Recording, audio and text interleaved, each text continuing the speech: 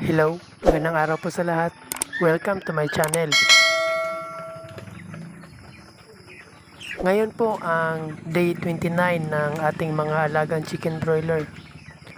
Ito na po yung sitwasyon nila ngayong day 29. Confirm po na bukas mayroon po tayong 30 heads na dressed chicken na order. So mamayang gabi po ay magkakatay po tayo ng 30 heads na manok.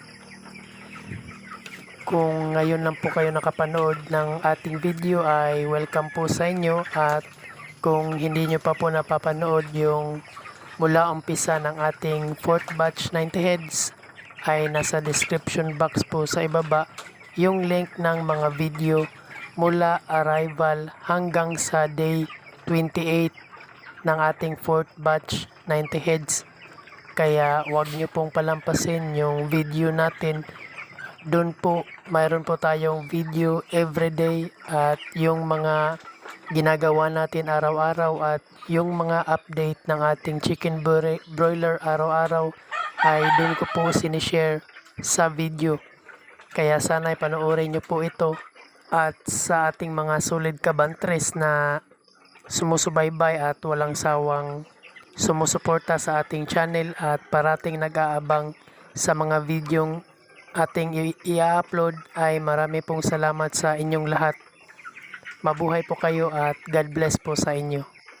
Pagkatapos pong ma-harvest nitong ating 4th batch 90 heads ay yung lahat ng nag-comment at lahat ng may tanong ay sasagutin po natin ito sa mga susunod na video. Kaya mag-iwan lang po kayo ng comment or mga tanong, or sa mga gustong magpa-shoutout ay i-comment nyo lang po dito sa ating mga video. Ito na po yung sitwasyon nila ngayong gabi, at mamaya-maya ay mag-i-start na po tayong magkatay ng mga manok. Kaya abangan nyo po yung video natin bukas tungkol sa pagkatay ng mga manok.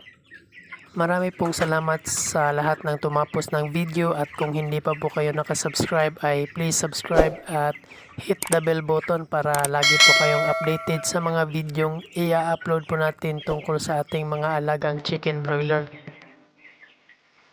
Magkita-kita po tayo sa day 30 mga solid kabantres.